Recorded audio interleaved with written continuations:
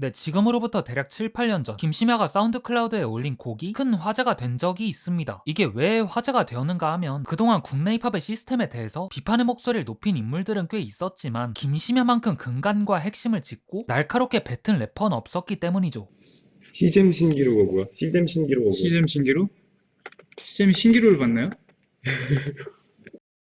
네, 김심연 씬의 가장 중심에 있기도 하면서 겉도는 이미지가 동시에 있었기에 국내 힙합의 시스템에 사로잡힌 문제점들을 눈치 안 보고 시원하게 깔 수 있어서 많은 리스너들이 그의 발언에 집중하고 공감도 할 수 있던 것 같습니다. 그렇다면 이 노래가 나온 지 꽤 오랜 시간이 흐른 현재 김심야가 비판한 당시의 국내 힙합 씬과 지금의 힙합 씬에 어떤 변화가 있고 개선할 점이 있다면 어떤 점이 그래야 할지 김심야와 디센더스의 매뉴얼을 통해서 한번 알아보자고요.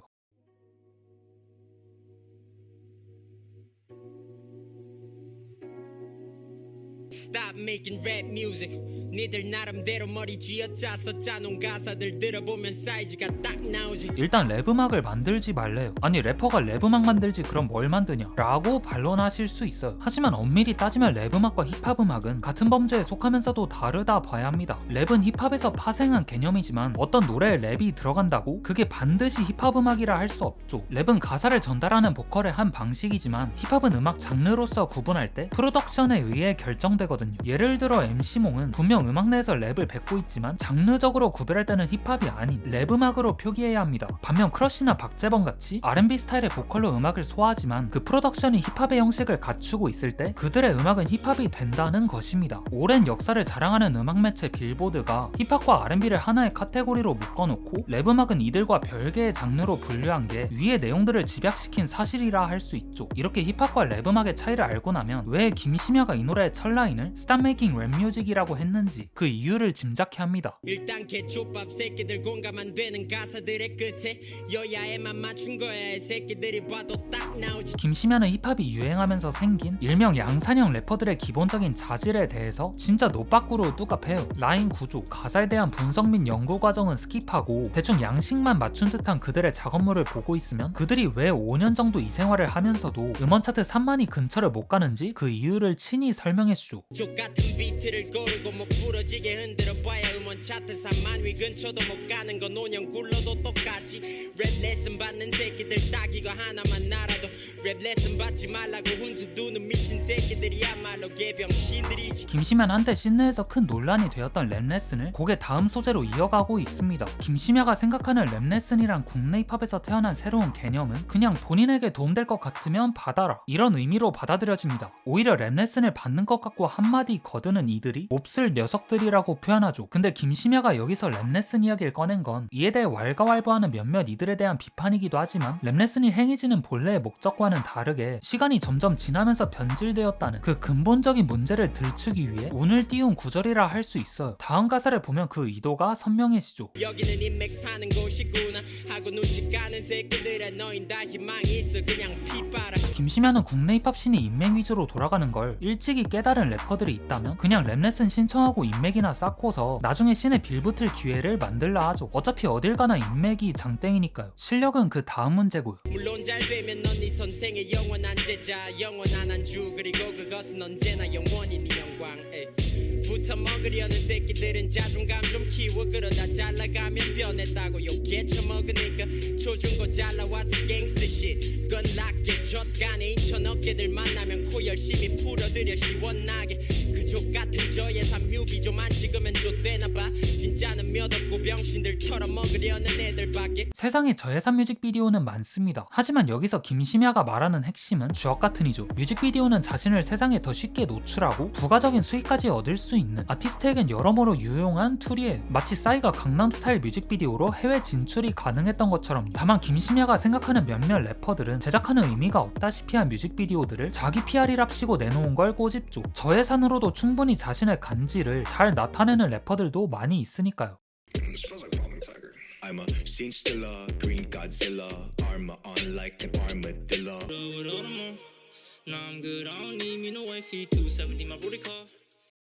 무슨 크루 무슨 팬 뭉쳐봤자 집만 되지 그 안에 니들 잘라내고 싶어하는 새끼들이 더 많겠다. 무지기수로 늘어나는 크루와 팸으로 불리는 집단. 그 중에서 정말로 바람직하게 운영되는 곳은 얼마나 있을까요? 힙합크루는 보통 뜻이 비슷한 아티스트들 3명 이상이 모여 음악을 만들고 아트 작업을 하면서 서로에게 시너지 효과를 내는 단체를 일컫죠. 그러면서 나중에 함께 앨범이나 단체곡을 제작하고 공연도 열면서 활동하는 게 일반적입니다. 물론 이 과정에서 친목은 당연히 이루어지고요. 어차피 친한 사람들끼리 하는 게 전제로 깔리니까요. 그러나 단순히 친목을 위해서 멤버들을 모으고 크루를 결성한 목적과 이유가 불분명한 그런 집단들도 존재하죠. 만나면 일단 롤하자는 래퍼, 술 마시고 여자 꼬시자는 래퍼, 잘 나가는 래퍼, 뒷땅 까는 래퍼. 김씨면 이런 짓 하는 곳의 구성원이 될 바에야 그냥 거기서 나가란 거죠. 이쪽 같은 노래에 무슨 훅 또 무슨 세련된 짜임새 그딴 건 없지. 심지어 들어줄 필요마저도 이건 그냥 내가 따르는 조항들. 니들은 신경 꺼도 돼. 요리조리 피해가는 새끼들이 뭐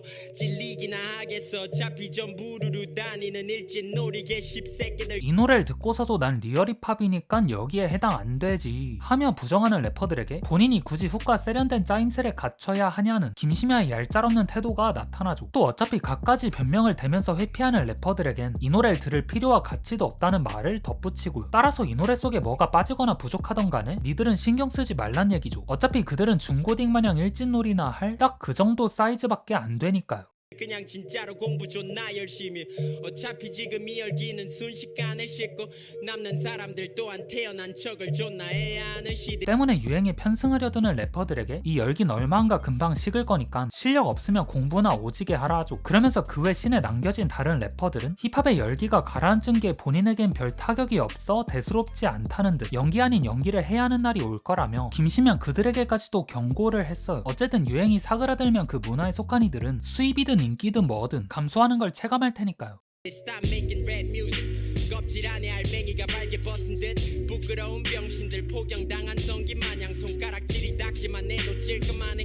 눈치 존나 봐도 결국 또 냄새 맡는 건 전부가 다 똑같이. 화살은 다시 랩음악을 만드는 이들에게 향합니다. 김시면 랩음악으로 돈을 버는 래퍼들이 본인 스스로도 부끄러움을 인지하고 있을 거라 말하죠. 때문에 힙합 팬들이 그들에게 손가락질을 하면 그들은 포경을 끝마친 사내아이처럼 조그만 타격이 가도 움찔한다는 거죠. 하지만 그들은 결과적으로 큰 돈을 만져받기에 너도 나도 랩음악 쪽으로 눈길을 돌리려는 그런 생각을 내심 갖고 있는 건 어차피 다들 똑같다 말하고 있습니다. 마치 코카인에 중독되는 게 법에 위배되거나 하는 행위는 아니지만 남들 눈치 살살 봐가면서 해야 하는 것처럼요. 참고로 전 안 합니다. 어떻게든 쿨함을 유지 부적절한 영어 죽어라 섞는 새끼들 가만 보면 단순히 말해 영어를 존나 개 못하지. 비트 찍는 애들은 나보다 음악을 안 듣고 샘플팩 장사를 하는지 사재기를 존나 하네. 컨셉 좆도 못 잡는 사장 새끼들은 여럿을 망치고 내가 얼마나 대단한 회사에 있는지 알게 해줬지. 아직도 힙합이 유행인 줄 아는 병신들아 정신 좀 차려. 지금 가장 뜨거운 건 랩이 아니라 Show me the money. 한국 힙합씬 전체를 관통하는 메시지를 남기며 2017년 3월 김심야가 발표한 매뉴얼은 이렇게 끝이 납니다. 자기보다 자기 카피캣이 더 잘 나가고 음악적으로 XXX가 더 훌륭한 것 같은데 본인들보다 못한 래퍼들이 억 단위의 돈을 주무르는 걸 직접 보고서는 깊은 빡침을 감출 수 없던 이때의 김심야였죠. 뭐 지금이야 석가모니의 가르침에 따라 그는 현자 모드가 되었기에 27년도에 자신은 찌질했었다고 인정을 하기도 했어요. 근데 이런 김심야의 개인적인 마음가짐의 변화와는 별개로 매뉴얼의 가사 속 내용과 현재의 상황은 얼마나 다르고 또 일치할까요? 그냥 전반적인 맥락만 보자면 사실 거의 다 현재 국힙 메타와 일치하죠. 여전히 힙합보단 랩음악이 잘 나가고 쇼미더머니 한 시즌 안 하니까 힙합 열기는 죽은 듯이 다 사라졌죠. 나름의 변화가 있다면 크루와 레이블이 우르르 몰려다니는 그 문화는 이제 거의 사라진 것 같아요. 특히 레이블이 크루 성격을 띠는 게 요 근래 크게 줄었죠. 애초에 레이블은 음반을 만들고 유통하기 위해 존재하는 곳이지 거기에 소속된 이들과 컴필 앨범을 발매한다거나 함께 모여서 공연을 한다거나 예능에 출연하지 않습니다. 하지만 우리나라 대다수의 레이블들은 레이블을 하나의 크루처럼 운영해왔어요. 뭐 이런 활동이 갖는 장점은 분명 있었지만 나중을 보면 반드시 좋게 마무리되진 않았다고 더 콰이어가 염따가 한 인터뷰에서 밝힌 적이 있죠. 근데 저는 이제 제가 항상 하는 얘기가 이 얘기예요. 앰비션 뮤직은 레이블로서 너무 왕성하게 활동을 하고 있고 정말 바쁘게 돌아가고 있는 회사인데 사람들의 눈에는 그룹으로서의 어떤 음악 발표나 혹은 뭐 이런 것들이 없다 보니까 한마디로 컴필을 안 내니까 그러니까 앰비션 뮤직이라는 어떤 그룹에 대해서 얘기를 하고 있는 거죠. 사실 근데 저는 앰비션 뮤직이랑 그룹을 만든 게 아니거든요. 근데 최근에 의도적이었든 아니든 레이블 파워에 의해 신이 움직인다기보다 아티스트 개인의 힘으로 움직이는 분위기를 띠는 것 같아가지고 미약하지만 훨씬 바람직하게 신이 성장을 하고 있지 않나 그런 생각이 드네요. 이대로 정말 쇼미더머니 없이도 자생할 수 있는 문화로 자리 잡았으면도 하고요. 여러분들의 매뉴얼 속 가사의 굿깁신과 현재의 굿깁신에 대해서 어떻게 생각을 하는지 많은 의견을 나눠줬으면 합니다. 네, 그럼 전 이제 다음에 올게요.